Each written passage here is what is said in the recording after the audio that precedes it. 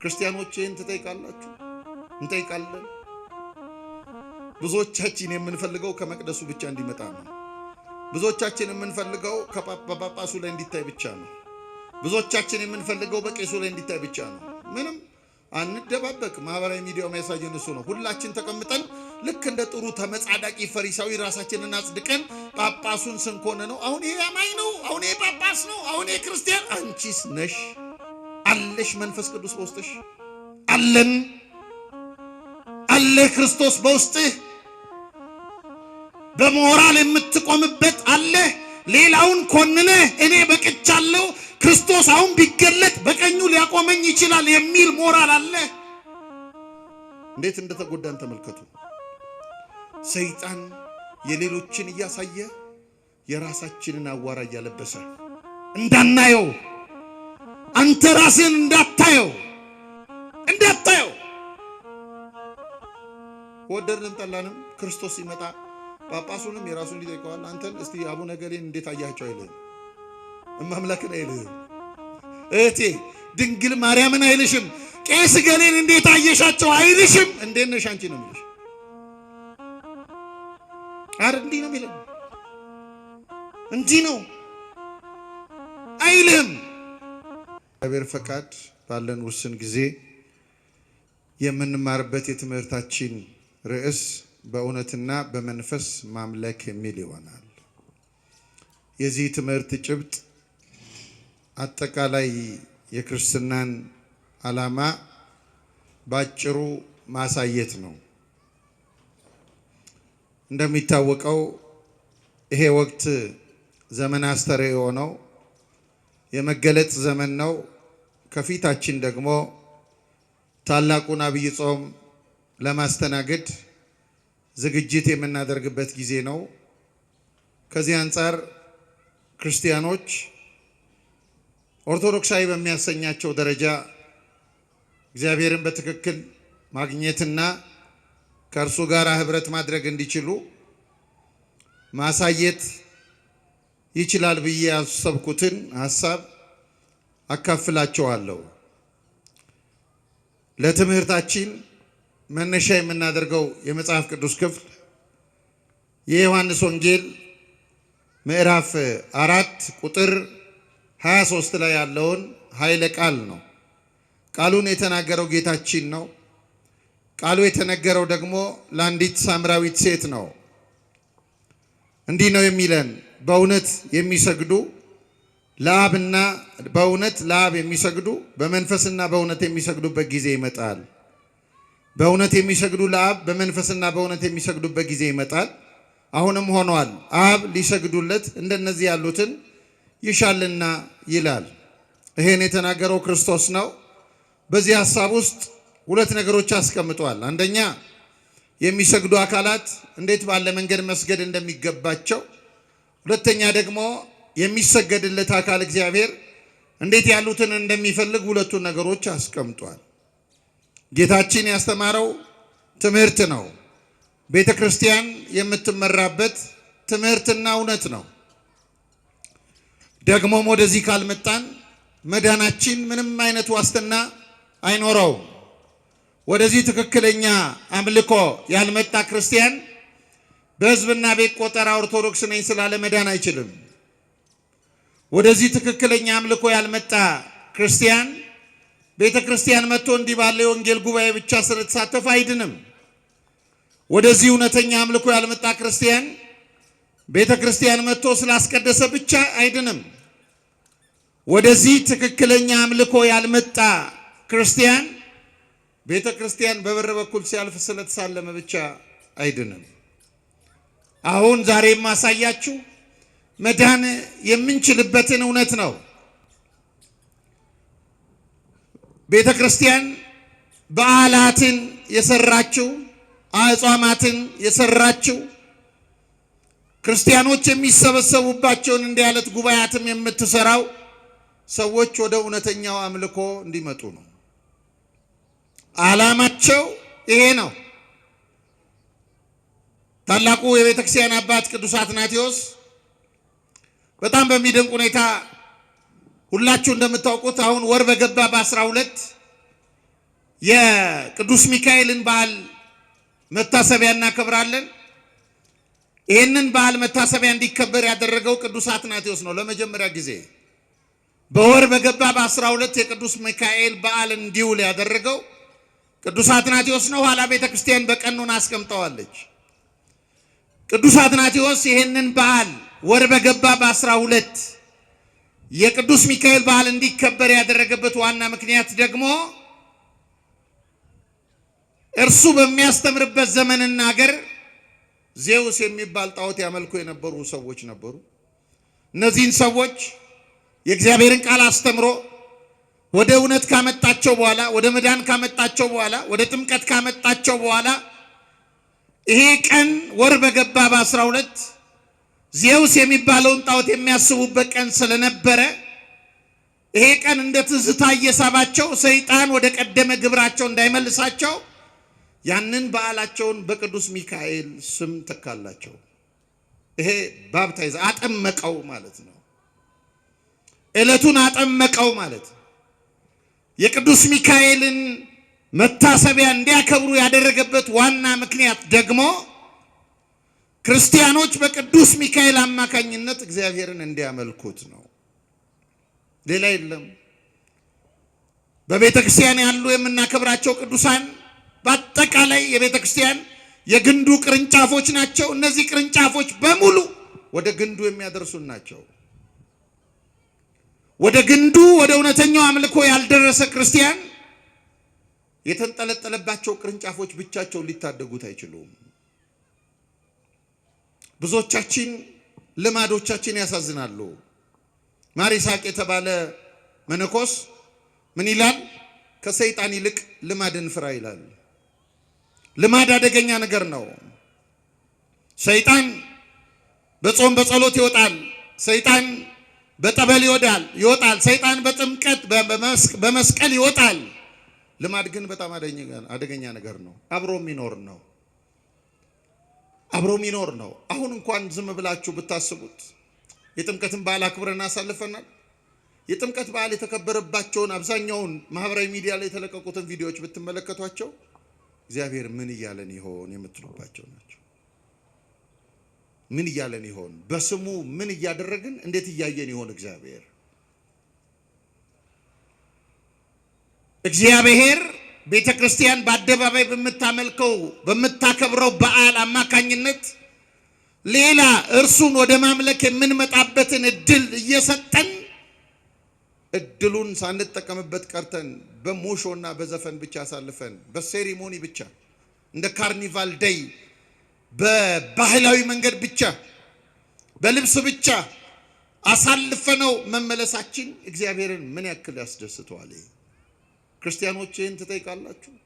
እንጠይቃለን።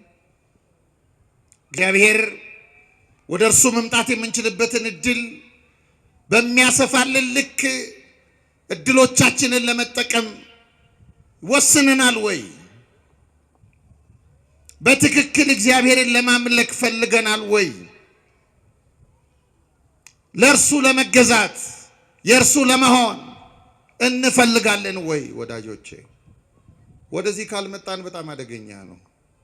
እኛም በመድረኩ እየቀለድን እንደሆነ ነው የሚገባኝ።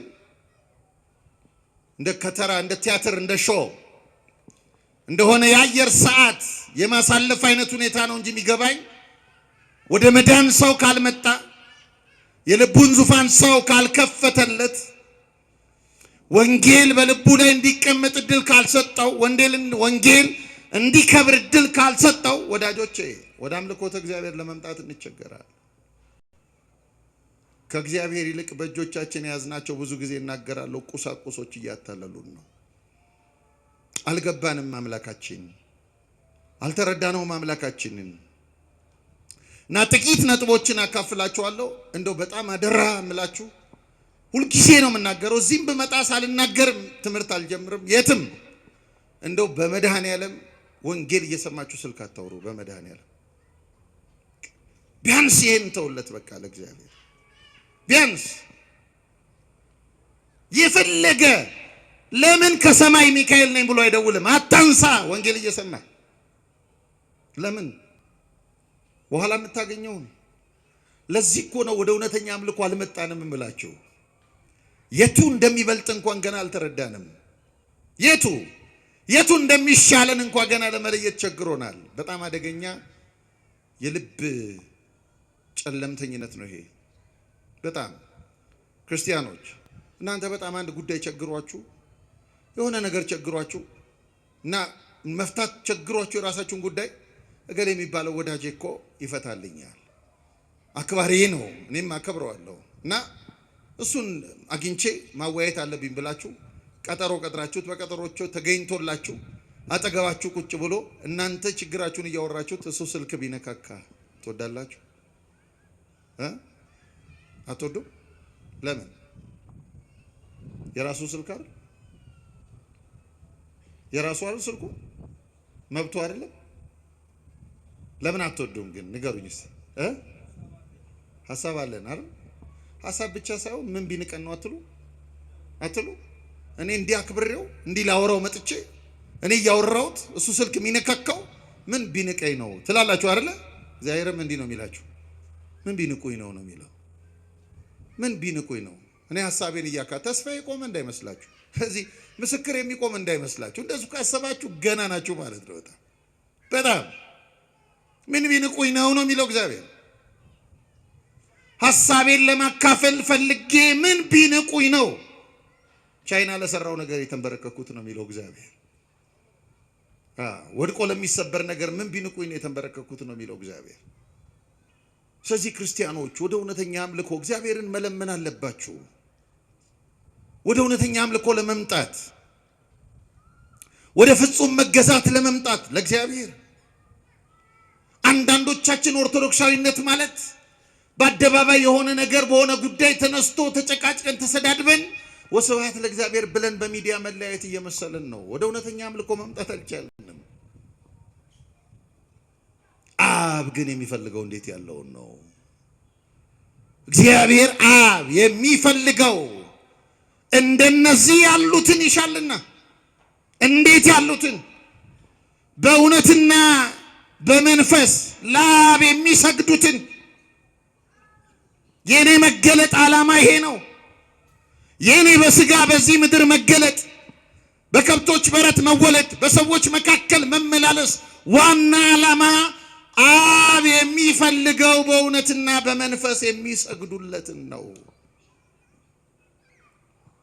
እንደ አንድ የመድረክ ዘፋኝ አድማቂ አይፈልግም እግዚአብሔር። አጃቢ አይፈልግም እግዚአብሔር። በኪዳነ ምሕረት ቤተ መቅደስ ብዙ ሕዝብ ተሰበሰበልኝ እሰይ የሚል አምላክ አይደለም ያለን። ምን ይፈልጋል ብትሉኝ በእውነትና በመንፈስ የሚሰግዱለትን የሚንበረከኩለትን።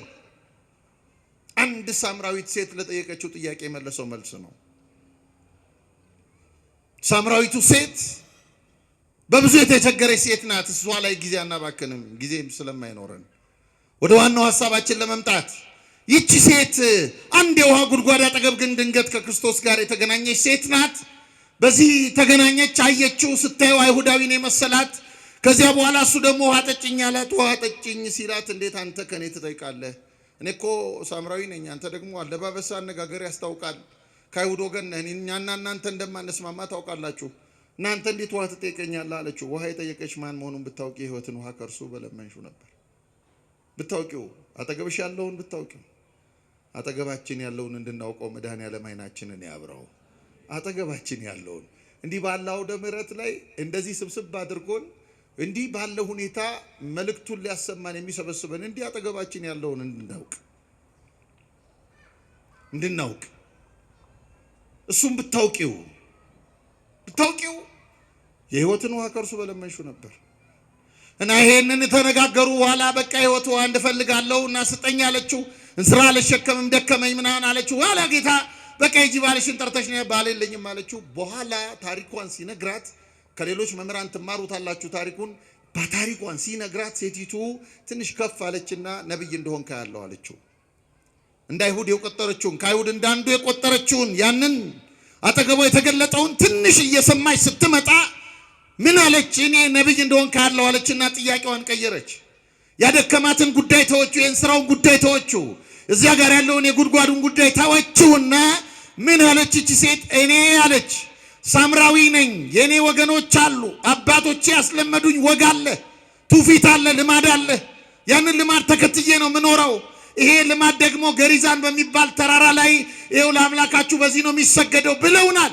የእናንተ ሰዎች ደግሞ ለእግዚአብሔር የሚሰገደው በኢየሩሳሌም ነው ይሉናል። የት ነው የሚሰገደው? የት? እንዴት ያለች ብርቱ ሴት ናት! እንዴት ያለች አስተዋይ ሴት ናት! ማረፊያዋን የምትፈልግ ሴት፣ መውደቂያዋን የምትፈልግ ሴት፣ የምትገዛለትን በትክክል ለማወቅ የምትፈልግ ሴት፣ የምትንበረከክለትን ያለ ምክንያት የማትንበረከክ ባገኘችው ስፍራ የማትወድቅ ሴት። እኛ ያገኘነው ቦታ አይደል የምንወድቀው? ያገኘነው ቦታ በዚህ በኩል ባህታዊ መጣ መውደቅ ነው። በዚህ ምናምን መጣ አጥማቂ መጣ መውደቅ ነው። በዚህ የሆነ ነገር መጣ መውደቅ ነው። በዚህ ሰባኪ መጣ መውደቅ ነው። በዚህ አክቲቪስት መጣ መውደቅ ነው። በዚህ የሆነ ቲክቶከር መጣ መውደቅ። የምንወድቅበትን እንድናውቅ እግዚአብሔር ይርዳል። አያችሁ፣ በእግዚአብሔር ፊት መውደቅ ለመነሳት ይመቻል ወዳጆች። የምንወድቅባቸው አካባቢዎች እንዳንነሳ የሚሰብሩን ናቸው። ሰብረው የሚጥሉን ናቸው። በቀቢጸ ተስፋ የሚያኖሩን ናቸው። አደገኞች ናቸው። ለዚህ ነው እቺ ሴት አንድ መስተካከል ያለበት ጉዳይ እንዳለ ገብቷታል። ስለዚህ የት ነው የሚሰገደው? የት ነው የሚወደቀው? በቃ ይሄን የጠየቀችው። አባቶቻችን በዚህ ተራራ ሰገዱ፣ እናንተም ሰው ሊሰግድበት የሚገባው ስፍራ በኢየሩሳሌም ነው ትላላችሁ አለችው። ኢየሱስም እንዲህ አላት፣ አንቺ ሴት እመኚኝ፣ በዚህ ተራራ ወይም በኢየሩሳሌም ለአብ የማትሰግዱበት ጊዜ ይመጣል። እናንተ ስለማታውቁት ትሰግዳላችሁ። እኛ መዳን ከአይሁድ ነውና ለምናውቀው እንሰግዳለን። ነገር ግን በእውነት የሚሰግዱ ለአብ በመንፈስና በእውነት ሊሰግዱለት ይፈልጋል አለ። ሁለት ነገሮች ነገራት።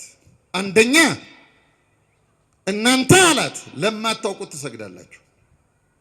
ለማታውቁት እነዚህ ሳምራውያን በዚህ በባቢሎን ምርኮ ዘመን ከአሕዛብ ጋር የተጋቡና መንገድ ላይ የቀሩ ናቸው። ወደ ከነዓን ለመግባት ወደ ኢየሩሳሌም ለመመለስ ትእዛዝ እግዚአብሔርን አንቀበልም በማለታቸው ከአሕዛብ ጋር አንፋታም በማለታቸው ምክንያት አንድ ለከብቶቻቸው ለኑሯቸው የተመቸ ስፍራ አግኝተው በቃ በዚያ ሰፈሩ። ስፍራውን ሰመርና አሉት። ሰመርና ማለት ወደነዋል፣ ተስማምቶናል ማለት ነው። ታቦተ ጽዮንን ረስተው ለከብቶቻቸው የሚመጣ ሳር ቦታው እንዲስማማቸው ሆነ። ኋላ ግን የደረሰባቸው መከራ ወደ አምልኮተ እግዚአብሔር እንዲመጡ አደረጋቸውና እዝራ የተባለ ካህን አማካኝነት ገሪዛን በምትባል ስፍራ ላይ መሰዊያ ሰርተው ለእግዚአብሔር ይሰግዳሉ እና ሕገ ኦሪትን ያምናሉ። የሙሴን ትእዛዛት ይቀበላሉ። የራሳቸው ክህነት አላቸው። የራሳቸው ስርዓት አላቸው። አይሁድ ደግሞ እነዚህ ከአሕዛብ ጋር ተቀላቅለው የእኛን ስርዓት ቢፈጽሙም ስርዓታችንን አርክሰዋል ብለው የሚንቋቸው ናቸው። እና የእናንተ ሰዎች የእኛን መስገጃ ስፍራ አንድ አይነት መልእክት እያለን አንድ አይነት ሕግ እያለን እኛም ሙሴን ሕግ ነው የምንከተለው እያለን የእኛን የመስገጃ ስፍራ ይንቁታል፣ እኛንም ይንቃሉ። አባቶቻችን ደግሞ በዚህ ነው የሚወደቀው ይላሉ። ናይት ነው ክርስቶስ መለሰላት፣ አንቺ ሴት እመኚኝ፣ በኢየሩሳሌምም በገሪዛንም ለአብ የማትሰግዱበት ሰዓት ይመጣል። በቦታ የማይወሰነው አምላክ እግዚአብሔር አሁን የሚገለጥበት ሰዓት ደርሷል። ትላንትና በነቢያቱ በኩል መልእክት ይልክ የነበረ እግዚአብሔር፣ በአይነ ሥጋ ታይቶ የማያውቀው እግዚአብሔር አሁን የሚገለጥበት ሰዓት ደርሷል እና የምትሰግዱለት በመንፈስ ነው። ለእርሱ መዳን ከአይሁድ ነው አለ። መዳን ለአይሁድ ብቻ ነው አላለም። መዳን ከአይሁድ ነው። ምክንያቱም ክርስቶስ የአብርሃም ዘር ነው። በጣም በአስደናቂ ሁኔታ ይህንን ታላቁን ዓለም ለማዳን አምላካችን አንድ ሕዝብ ከአብርሃም ጀምሮ ሲያዋቅር እንመለከታለን። አብርሃም የተባለውን ሰው ከካራን ውጣ ይለዋል፣ ና ውጣ ይለዋል፣ ይለየዋል። ለአምልኮ ነው የሚለየው፣ ለመግዛት ነው የሚለየው። የእርሱ የሆነ ማንነት ገንዘብ እንዲያደርግ ነው የሚለየው። አብርሃም ዘመዶቹን ትቶ ወጣ። በአብርሃም የተጀመረ አንድ የግዝረት ሕዝብ አለ። በአብርሃም የተጀመረውን ሕዝብ ደግሞ በአስደናቂ ሁኔታ ወደ ግብጽ ከተሰደደ በኋላ በዮሴፍ ሲጠብቀው እንመለከታለን። በግብጽ እግዚአብሔር መጠበቅ ነው የሚፈልገው። የሌላ እንዳንሆን እኛን መጠበቅ ነው የሚፈልገው። ከሱ ጥበቃ ስር እንዳንወጣ ነው የሚፈልገው እግዚአብሔር። ከዓይኑ ስር እንዳንሸሽ፣ ከዓይኑ ስር ምንም እንዳያሸሸን፣ ከዓይኑ ስር ዓለም እንዳያሸሸን፣ ከዓይኑ ስር ጊዜያዊ ፍላጎቶች እንዳያሸሹን በዮሴፍ ሕዝቡን ጠበቀው። በዮሴፍ ከጠበቀ በኋላ በሙሴ አማካኝነት መርቶ ባህር ከፍሎ አሻገረው። በሙሴ ካሻገረው በኋላ ደግሞ በኢያሱ አማካኝነት ከነዓን አወረሰው። ኋላስ ለዚህ ታላቅ ሕዝብ አንድ ልጁን ወደ ዓለም ላከለት። ስሙ ለዘላለም የተመሰገነ ይሁን። ባህር ኤርትራን የሚያሻግር ሳይሆን የሞትን ባህር የሚያሻግር ከሲኦል የሚታደግ ተዉት፣ ከሲኦል የሚታደግ ነፃ የሚያወጣ አንድ ልጁን ለመላክ አስቀድሞ በአብርሃም በኩል ሲያዋቅረው እንመለከታለን። ይሄ ኦርቶዶክሳዊ በክርስቶስ የተዋቀረ ነው ወዳጄ። በክርስቶስ የተዋቀረው ማንነታችን እንዳይቦረቦር ነው፣ እንዳይበላ ነው፣ እንዳይፈርስ ነው። ደርሷል አለ ዓለም። ለዚህ ነው መዳን ከአይሁድ ነው ያለው። ይህን ታላቅ ሕዝብ ከመረጠ በኋላ ክርስቶስ ከዚህ ነው የተገኘው። ለዚህ ነው ቅዱስ ጳውሎስ የአብርሃምን ዘር ይዟል እንጂ የመላእክትን አይደለም በማለት የተናገረው። ይሄ መዳን የተገኘው ከአይሁድ ወገን ነው። ነገር ግን አይሁድ አልተጠቀሙበትም። ሁለቱንም ነቀፈ። የአይሁድን ትምክህተኝነት ነቀፈ።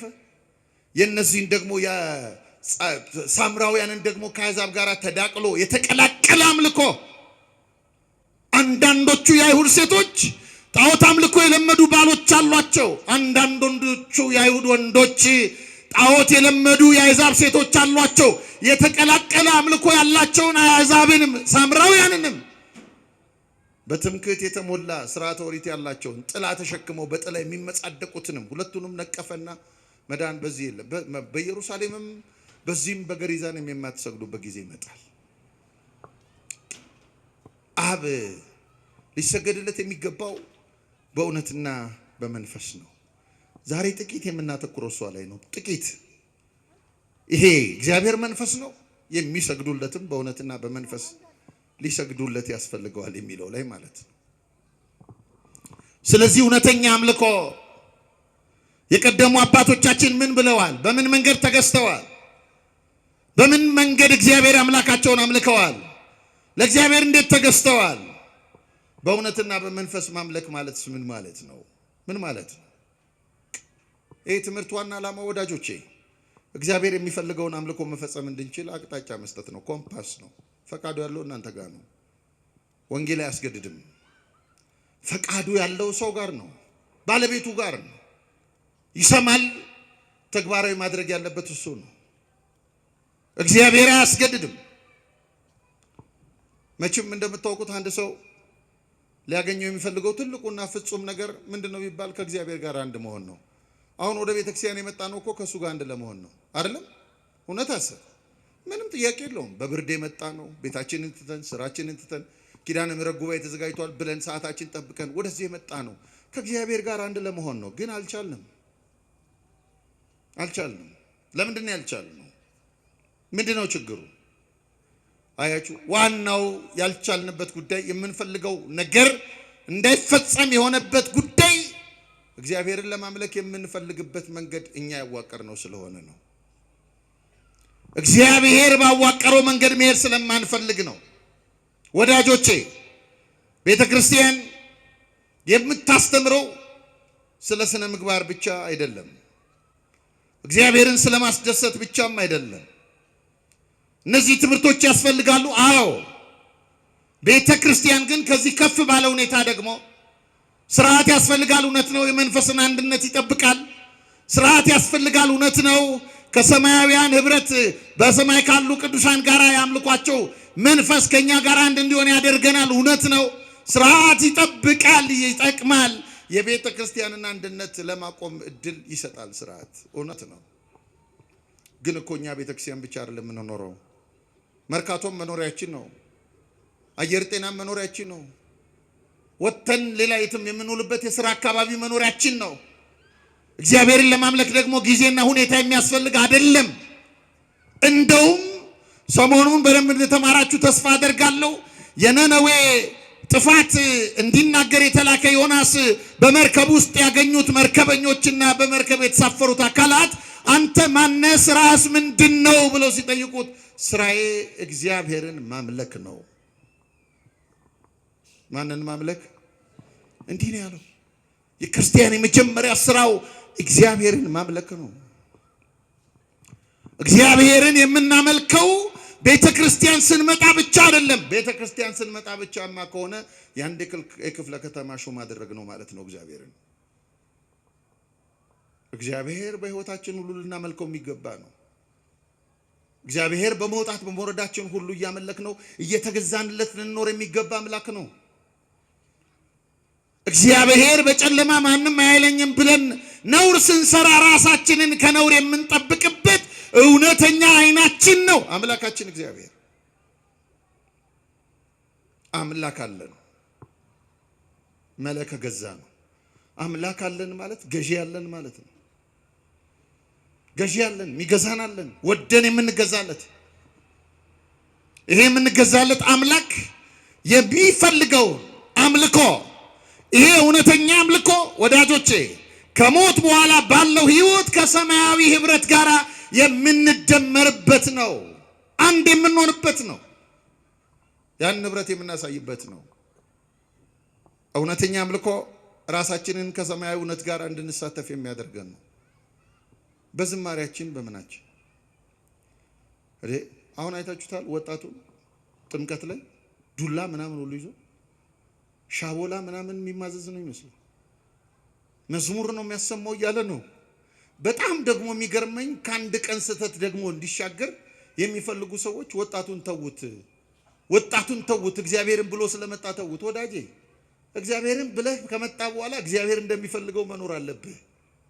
አንተ እንደምትፈልገው እግዚአብሔርን ወደ አንተ አትስብም። አንተ ወደ እግዚአብሔር መሳብ አለብህ እንጂ እኛ ወደ እግዚአብሔር መሳብ አለብን እንጂ እግዚአብሔርን ወደኛ ፍትወት እንዴት እንስበዋለን? ወዳጆች ይሄ በራስ መቀለድ ይባላል።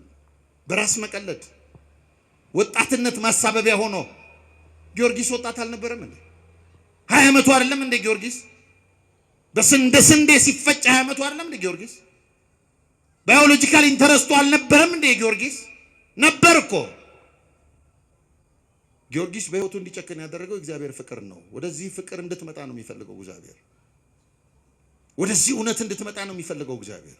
ቤተ ክርስቲያን የምትስብህ ወደዚህ እውነት እንድትመጣ እንጂ ቤተ ክርስቲያን ከመጣ በኋላ ውጭ ያለው ዳንስህ እንዲያምርህ አይደለም።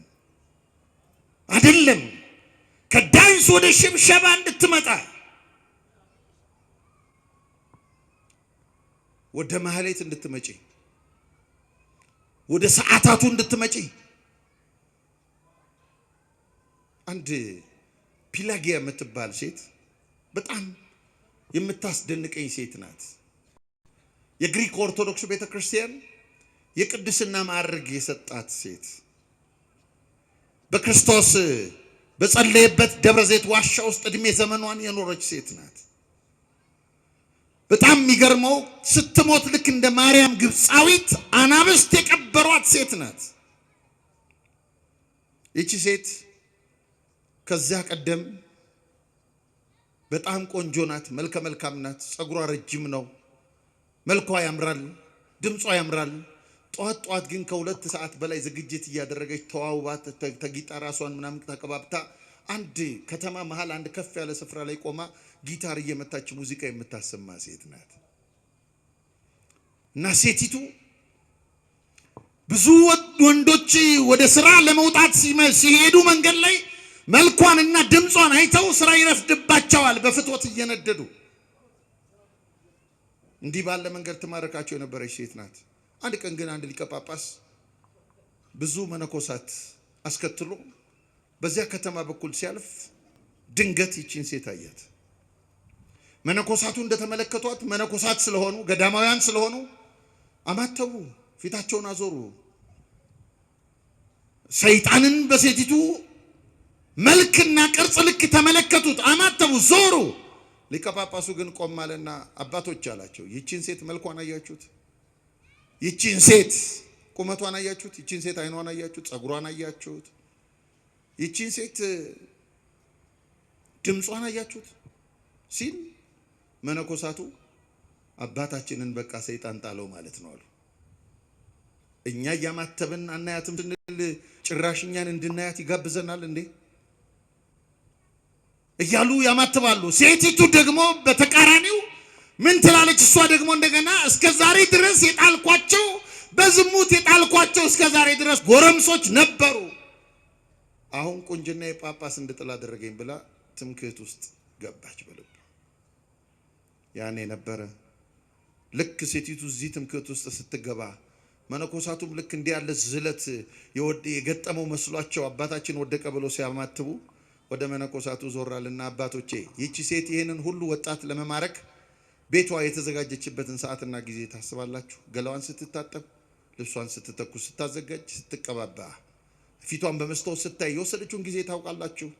አስባችሁታል? እናንተ ለንጉሰው ለአምላካችሁ ለእግዚአብሔር ምን ያህል በፊቱ ለመቆም ዝግጅት ታደርጋላችሁ? ይቺ ሴት እዚህ ወንዶች ፊት ለመቆም ነው ይሄን ያህል ጊዜ የፈጀባት። እናንተ እግዚአብሔር ፊት ለጸሎት ስትቆሙ ምን ያህል ዝግጅት ታደርጋላችሁ አላቸው አለና ወደ እሷ ደግሞ ዞራልና አንቺ ሴት ቁንጅናሽን ነግሬሻለሁ። ቁንጅናሽ ልብሽን እኔ ስነግርሽ ደስ እንዳሰኘሽ ይገባኛል። ነገር ግን እኔ ስለ ቁንጅናሽ ስነግርሽ ደስ እንዳሰኘሽ ሁሉ አምላክሽ ክርስቶስ አግኝቶሽ ስለ ነፍስሽ ውበት ቢነግርሽ ምን ያህል ደስ ትሰኛለሽ ሲላት እንባዋን ማፍሰስ ጀመረች። ልክ እንደዚች ሳምራዊት ሴት በፊቱ በሊቀ ጳጳሱ ፊት ጊታሯን ሰበረች። ለካ ይህ ሰውነት እግዚአብሔር ሊጠቀምበት የሚገባ ሰውነት ነው። ለካ ይህ ሰውነት ኃላፊ በሆነ ጉዳይ ተጠምዶ ራሱን ለሞት ወጥመድ ሰጥቶ የሚኖር ሰውነት ለካ አይደለም። ይሄ ሰውነት ለካ ክርስቶስ የሞተለት ሰውነት ነው። ይሄ ሰውነት ለካ አምላክ ሰው ሆኖ በበረት የተገኘለት ሰውነት ነው። ስለዚህ ያለችና ሰበረች፣ እንባዋን እያነባች አባቴ ንስሐ እንድትሰጠኝ እፈልጋለሁ ብላ ሊቀ ጳጳሱ እግር ስር ወደቀች። ይዟት ገባ ገዳም ገብቶ ንስሐ ሰጥቶ ለዚህ ሴት ይቺ ሴት ዓለምን አልፈልግም ብላ ደብረ ዘይት ዋሻ ገብታ በቀን አንድ ጊዜ አንድ ሙዝ ብቻ በመመገብ በጫካ ውስጥ ያለ ሙዝ ታገኛለች። አንድ ሙዝ ብቻ በመመገብ ሕይወቷን እዚያ ከክርስቶስ ጋር አሳልፋን የተጠራች ወዳጆች፣ መቼ ነው የእግዚአብሔር ድምፅ እንደሚጠራን? ድንገት መቼ ነው ድንገት በቃኝ አምላኬ ወይ በቃኝ፣ አሁን ከዚህ መቅደስ ስወጣ እኔ አንተ ነኝ፣ አንተ ልትገዛኝ ይገባል፣ አንተን በእውነትና በመንፈስ ላመልክ ይገባኛል፣ በቃኝ። ከአንተ የሚለየኝ የሚያሰቃየኝ ጉዳይ መቼ ነው ምንለው ወዳጆች? መቼ? አሁንም በዶሮ ተቀብለን በዶሮ መፍታት አሁንም የምንጠብቀው የዚህ ዘመን አብይ ጾም፣ አሁንም በስጋ ተቀብለን በስጋ መፍታት የዚህ አብይ ጾም በልማድ አሁን 3 ቀን ነው የጾም ነው። አሁን እንኳን ስመጣ እኔ እዚህ ከአማኑኤል አካባቢ ነው እንደዚህ መጣሁት። በጣም ይገርመኛል። ስጋ ቤቶች ሙሉ ናቸው። ምንድነው እያደረገ ያለው ሰው? ምንድነው? በቃ በስጋ ጀምረን በስጋ መጨረስ አይደክምም ወዳጆች? እንዴት አይደክመንም? ይሄ መቼ ነው በመንፈስ ጀምረን በመንፈስ የምንጨርሰው ወዳጆች? መቼ ነው እግዚአብሔር መልስ እንዲሰጠን? ወዳጄ አምላክህ እኮ በስጋ የተገለጠው ዓለምን ለመለወጥ ነው፣ ሊለውጥ ነው የመጣው። በረቱን ምን አደረገው አምላካችን? የመላእክት ማሸብሸቢያ አደረገው። ለወጠው እኮ መዓዛውን ለወጠው እኮ። የከብቶቹ በረት እርሱ ሲወለድበት ከሰማይ መለኮታዊ መዓዛው የሳባቸው ቅዱሳን መላእክት መጥተው ስብሐት ለእግዚአብሔር በሰማያት ወሰላም በምድር ስምረቱ ለሰብ ብለው ታላቁን የሰማይ ምስጋና እንዲያሰሙበት አደረገው። አያችሁ፣ ለዚህ ነው ሊቁ ሰማይ ኒኮነ ዓለም ወዓለምን ኒኮነ ሰማይ፣ ሰማይ ዓለምን ሆነ ዓለምም ደግሞ ሰማይን ሆነ። ምድር ሰማይ እንድትሆን ያደረገው ለወጣት እኮ ክርስቶስ።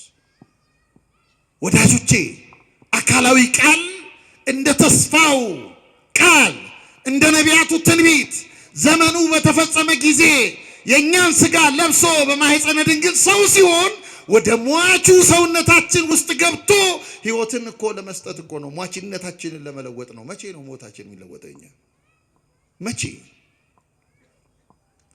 መቼ ነው የሚለወጠው? ይሄ ብቻ እኮ አይደለም። ስምዖን ሐረጋዊን አታስታውሱትም? 500 ዓመት በዚህ ምድር ላይ የኖረው አንድ መዳን ጠብቆ ነው። አንድ ጉዳይ እንዲፈታለት ነው። የምትወልደው ድንግልና የሚወለደው አምላክ ጉዳይ እንዲፈታለት ነው የተረጎመው መጽሐፍ በአይኑ ተመልክቶት እንዲያልፍ ነው። ድንግል ማርያም በእጇ አቅፈው በሕፃንነቱ ወደ ቤተ መቅደስ ይዛው ስትገባ ስምዖን አረጋዊ ገና ሲቀበለው መዓዛው ደረሰው፣ መለኮታዊ መዓዛ። ያንን ሕፃን አቤቱ በሕዝብ ሁሉ ፊት ማዳንህን ዓይኖቼ ተመልክተዋልና አሁን እንደ ቃል ባሪያህን በሰላም ታሰናብተዋል። አሁን የስምዖንን እርጅና መለወጥ ብቻ አይደለም፣ የስምዖንን መንገድ ማስተካከል ብቻ አይደለም። አምላካችን ወደ መቅደሱ ሲገባ የመቅደሱን መስዋዕትም ለወጠው። ስሙ የተመሰገነ ይሁን። አዲስ አደረገው መቅደሱን። መቼ ነው እናንተ አዲስ የምትሆኑት? መቼ ነው እኛ አዲስ የምንሆነው? መቼ አዲስ? ያንተ ሰውነት እኮ ክርስቶስ ወደ ውስጡ የገባበት እኮ ነው፣ ታውቃለህ? የተዋሃደው ሰውነት እኮ ነው፣ ታውቃለህ? አልባሌ ስፍራ የሚገኝ ሰውነት እኮ አይደለም ያንተ ሰውነት፣ ታውቃለህ ወዳጄ? በእውነትና በመንፈስ ለማምለክ የምትወድ ከሆነ መጀመሪያ ሰውነትን አክብረው ወዳጄ። ይሄ ብቻ እኮ አይደለም። በቃና ዘገሊላ ተመልከቱ፣ ሊቃውንቱ አስተምሯቸዋል። በቃና ዘገሊላ 6 ትልልቅ ጋኖች የነበሩት ወይን አልቆ ውሃ ከተሞላ በኋላ አዲስ ወይን አመጣ አምላካችን። ዓላማው መለወጥ ያንን ጣዕም አልባ ወይን 6ቱ ጋኖች የ6ቱ ዘመናት ምሳሌዎች ናቸው። እነዚህ ለመተረክ ጊዜ አይኖረንም። የተጠመቁ ብዙ የሥርዓተ አምልኮ ሁኔታዎች ነበሩ። ከዘመነ አበው ጀምሮ ከዘመነ ሕገ ልቡና ጀምሮ እያንዳንዱ ዘመናት ለእግዚአብሔር መስዋዕት አቅርበዋል። አንዳንድ ቆንጆ ተራራዎች መርጠዋል። ከመስዋዕትም ከበጎችም መካከል ነውር የሌለበትን ለመምረጥ ሞክረዋል። ግን ያለምን ጣዕም መለወጥ አልቻለም። ክርስቶስ ሲመጣ ግን ዋናው ወይን መጣ። ዋናው አሁን ይህንን ወይን አንተ ልብ ላይ መጥመቅ ይፈልጋል ክርስቶስ ወዳጅ። ለዚህ ተዘጋጅተሃል? የአንድ ሰርግ ቤት ታሪክ ይመስላል ክርስቶስ የለወጠው ወይን አይደለም።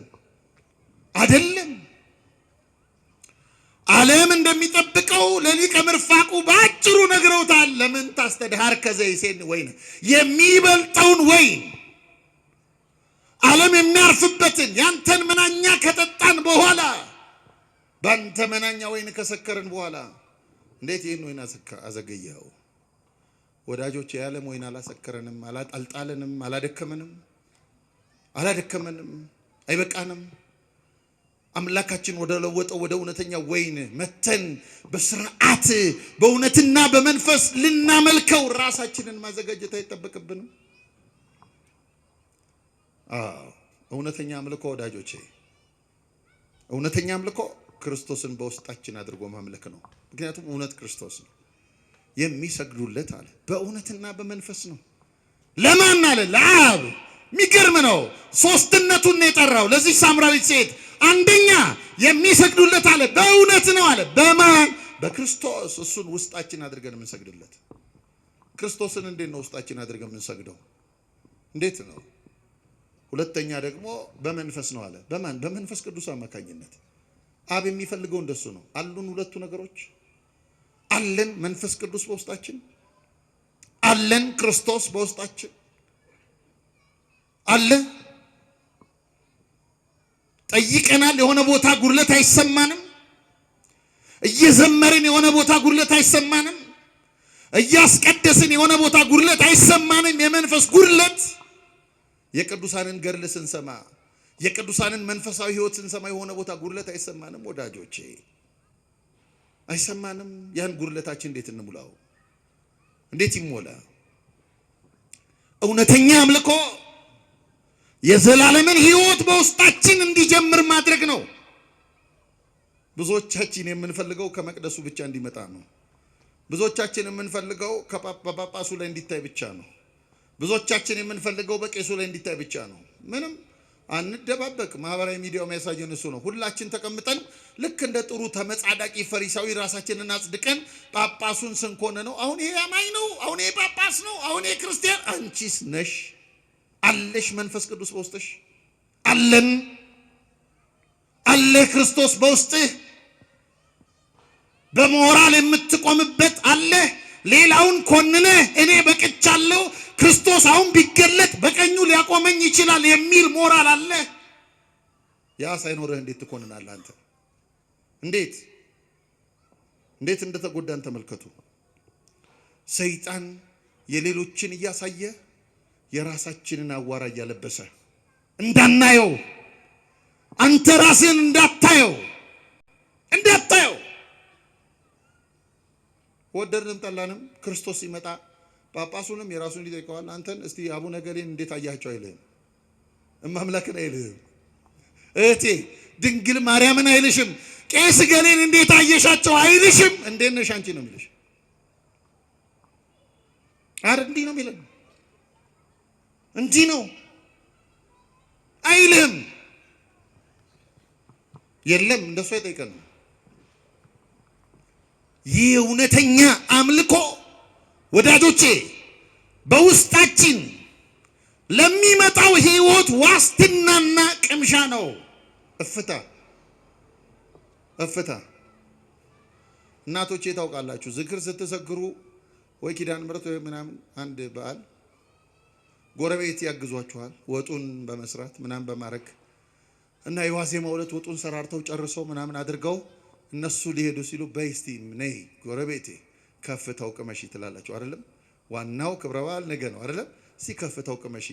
አሁን እግዚአብሔር እኛ ከፍታው ከመንግስተ ሰማያት እፍታ እንድንቀምስ ነው የሚፈልገው።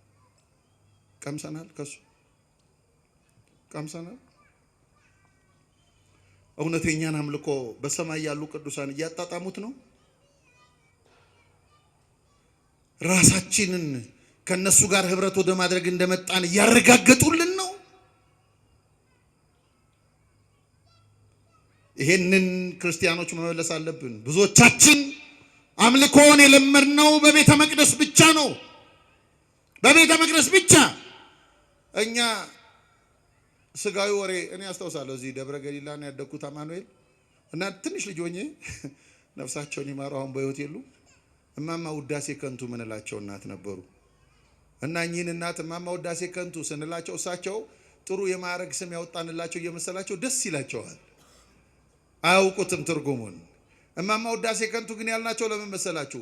በጣም ይገርመኛል። ነፍሳቸውን ይማረውና የሚገርመኝ የሆነ ብቻቸውን ቤተ መቅደስ ውስጥ ወንበር የራሳቸውን ይዘው ይመጣሉ።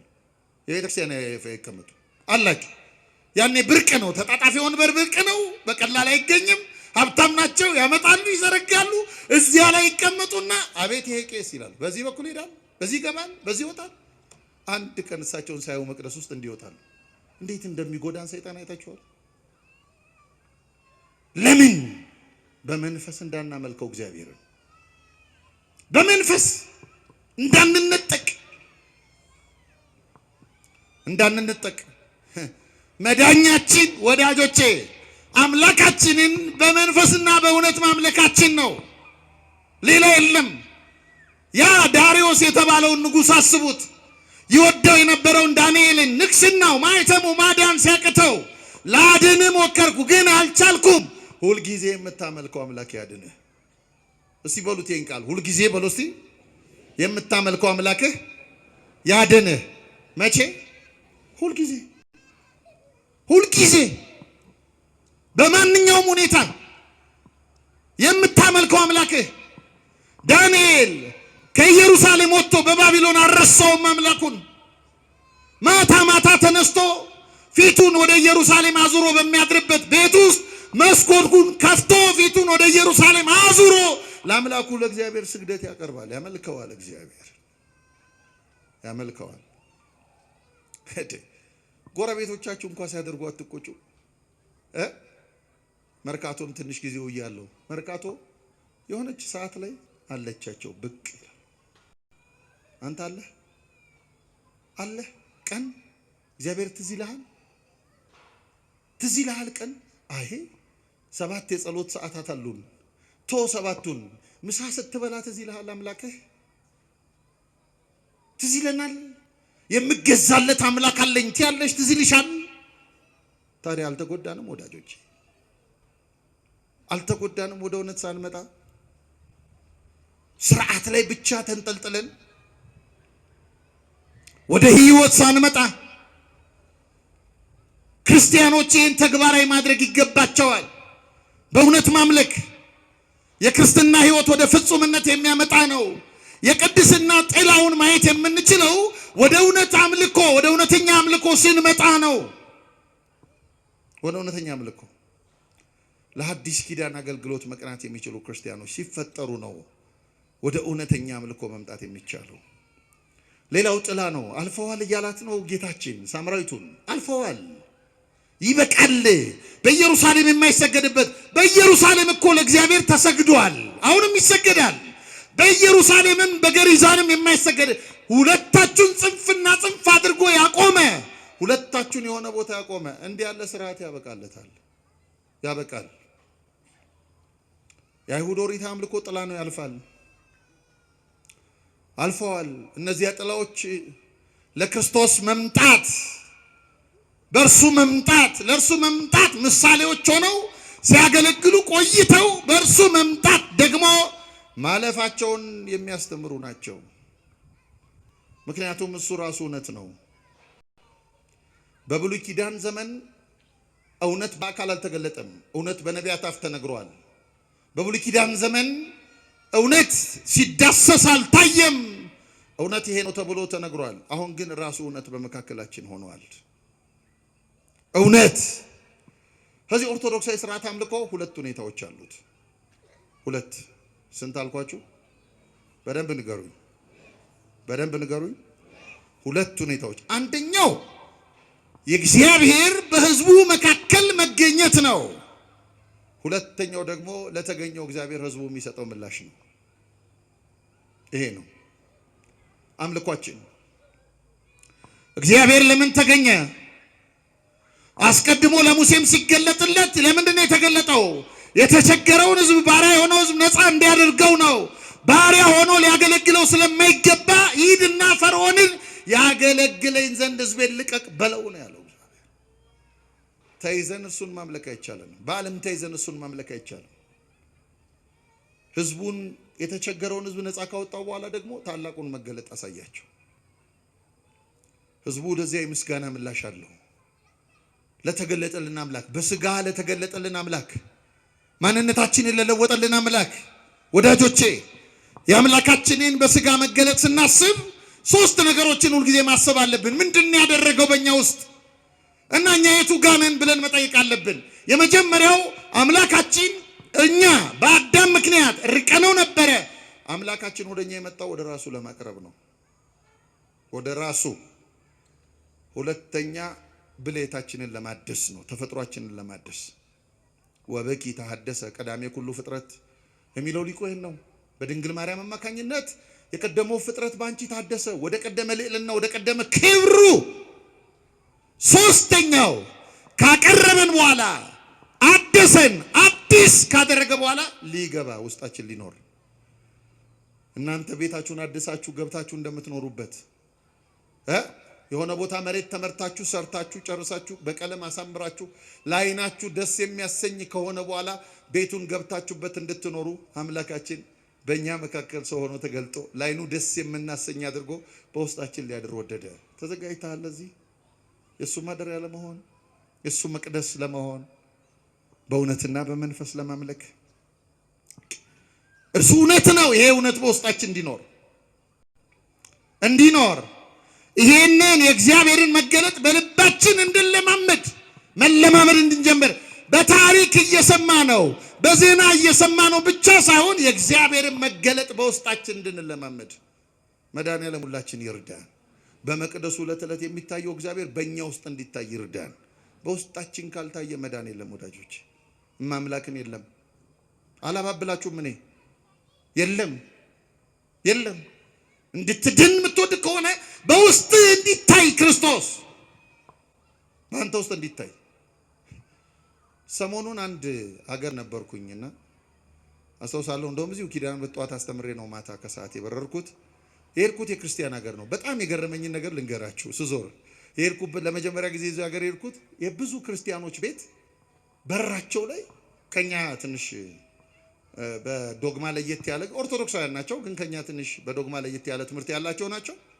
በራቸው የእያንዳንዱ ክርስቲያን ቤቶች በር ላይ የእመቤታችን የቅድስት ድንግል ማርያም ስዕል አለ ከውጭ። ስዕል የሌላቸው ደግሞ ሐውልቷን ቀርጸው የድንግል ማርያምን በራቸው ላይ ያደርጋሉ። ወዳጆቼ እኛ በራችን ላይ የቤት ቁጥር ነው ያለን፣ ጥሩ ነው ብናደርገውም አይተውንም ሰዎቹ። ግን ተውት እሱን። እንዴት ግን የውስጣችን ራስ ክርስቶስ አይሆንም? የውስጥ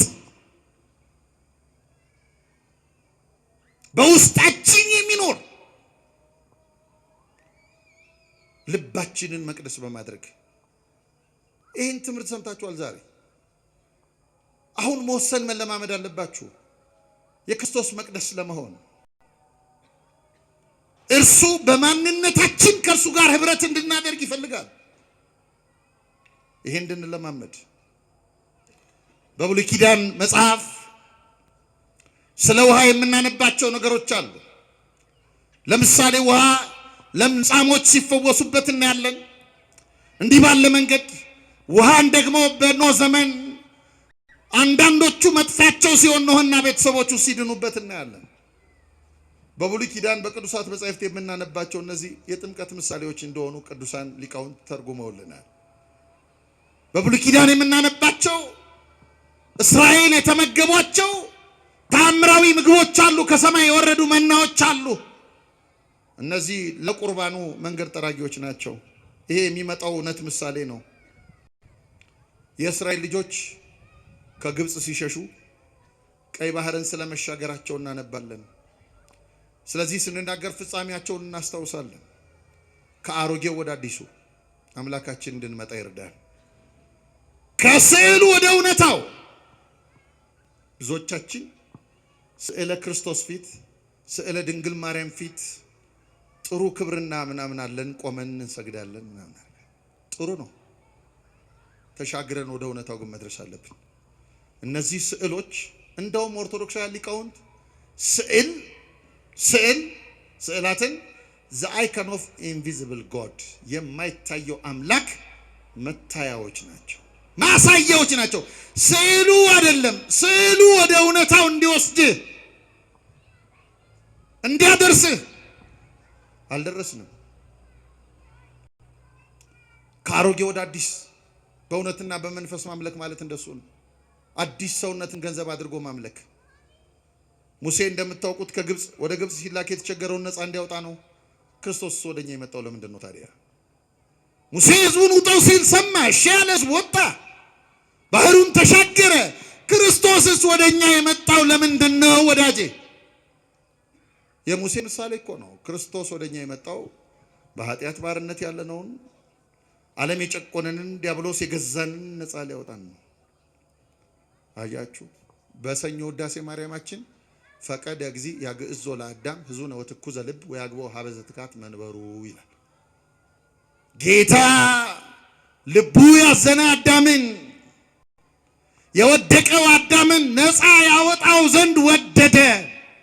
ነፃ ሊያወጣን ወደ ቀደመ ክብር ሊመልሰን ክርስቶስ ወደኛ የመጣው።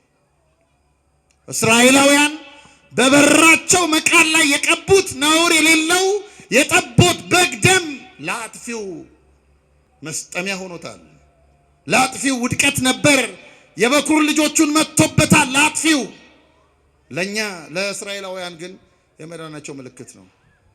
የበጉ የኢየሱስ ክርስቶስ ደም ክፉ መናፍስትን የምንቃወምበት ጉልበት ነው። ከተጠመቅን በኋላ ወደዚህ ቅዱስ ሥጋውና ክቡር ደሙ ካልመጣን በእውነትና በመንፈስ ማምለክ አልጀመርንም ወዳጆች፣ አልጀመርንም። አምባገነኑን ፈርዖንን ተመልከቱት። እስራኤል ከግብፅ ሲሻገሩ የት ድረስ ነው ያሳደዳቸው ብትሉኝ፣ ባህሩ ድረስ እስኪሰጥም ድረስ። አሁንም ክርስቲያኖችን ሀፍረት የሌለበት ደፋሩ ዲያብሎስ እስከ መዳናችን ወንዝ ድረስ ነው የሚያሳደደን። ወዳጄ የመዳንህ ወንዝ ጋር ካልደረስክ ዲያብሎስ አይተውህም። ወደ መዳንህ ወንዝ መምጣት በእውነትና በመንፈስ እግዚአብሔር ማምለክ ነው። ፈርዖን እንደምታውቁት በባህር ውስጥ ሰጠመ። የኔና የናንተ አምላክስ በጥምቀት አልተማራችሁም? በዮርዳኖስ ባህር የዕዳ ደብዳቤያችንን ቀዶ ዲያብሎስን አሰጠመልን። ስሙ የተመሰገነ ይሁን። እዚያ ውሃ ውስጥ ክርስቶስ ሊጠመቅ ሲገባ ምንድን ያለው? መጥምቁ ዮሐንስን ምን አለው? እንዲህ አለው መጥምቁ፣ እኔ ባንተ ልጠመቅ ሲገባኝ አጥምቀኝ ትለኛለህ ሲለው፣ ጽድቅን እንፈጽም ዘንድ ይገባናል፣ እውነትን እንፈጽም ዘንድ። ዲያብሎስ ሰጠመልን። እስራኤል አንድ ነገር አሉት። ይህን ነግሬያችሁ ላብቃ ትምህርቴ ባያልቅም። እንዲህ አሉት። በዚህ በምድረ በዳ ማን ነው በጥብርያዶስ ባህር አካባቢ አይሁድ አሳና እንጀራ አበርክቶ ሲመገብ ተመልክተው አንድ ቀን እንደዚሁ ደከሙ። ሊበሉ ፈልገው ያንን ለምደው ፈለጉት መጡ። ለሚጠፋ መብላት ተብሉ አትስሩ አላቸው። እናንተ የፈለጋችሁኝ እንጀራን ስለበላችሁና ስለጠገባችሁ ነው። በዚህ ብቻ አትፈልጉኝ፣ ወደ መዳን እንድትመጡ አላቸው። ከዚያ እንዲህ አሉት፣ እንግዲህ እንኪያ አይተን እንድናምንህ አንተ ምን ምልክት ታደርጋለህ? ምንስ ትሰራለህ? ይበሉ ዘንድ ከሰማይ እንጀራ ሰጣቸው ተብሎ እንደተጻፈ አባቶቻችን በምድረ በዳ መና በሉ አሉት። የዮሐንስ ወንጌል ምዕራፍ 6 ቁጥር 31።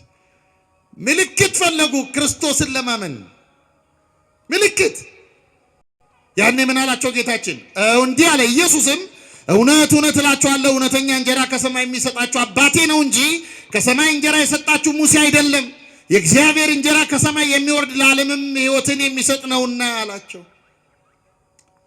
አይሁድ ከሰማይ ስለወረደው እንጀራ በደንብ ያውቃሉ። ጥቅሱን አንብበዋል፣ በደንብ ያውቃሉ።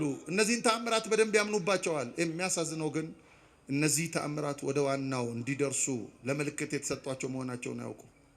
ወደ ሕይወት እንጀራ ግን አልመጡም። ወደ ዋናው የመና ምስጢር አልመጡም። ወዳጆቼ እስራኤል በምድረ በዳ ሲንከራተቱ እግዚአብሔር ተአምራዊ ምግብ ሰጣቸው። አሁንስ አካላዊ ቃል መና አይደለም ያወርድልን፣ አካላዊ ቃል በስጋ ተገልጦ መጥቷል። ምን ማለት ነው? ያ ራሱ የመጣው መናውን ሲያወርድ የነበረው ነው። ትላንትና ደስ ለአባቶቻችን እሱ አይደለም የመጣው፣ መናውን የላከላቸው። ለእኛ ግን መናውን የሚያወርደው መጣ። ጥላዎቹን አሳለፈ። የእውነት ብርሃን በመካከላችን ሆነ። ስሙ የተመሰገነ ይሁን። አዎ ይሄ ብርሃን እንዲያበራልህ ጥላዎቹ በዚህ ብርሃን አልፈዋል። ይሄ እውነት የተገለጠው እውነት በትምህርቱ ብቻ እያስደሰተን የሚኖር ሳይሆን በመለኮታዊ ሕይወቱ ወደ ውስጣችን የገባ ነው። ዘላለማዊነት እንድንዋሃድ ያደረገን ነው።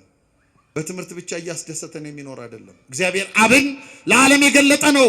ማንን ነው የምናመልከው ብለን እንደ ሳምራዊቷ እንዳንጠይቅ አምላካችን ክርስቶስ በዮርዳኖስ ባህር ሲጠመቅ መጻ ቃል እምደመና ዘይብል ዝንቱ ውእቱ ወልዴ ዘአፈቅር።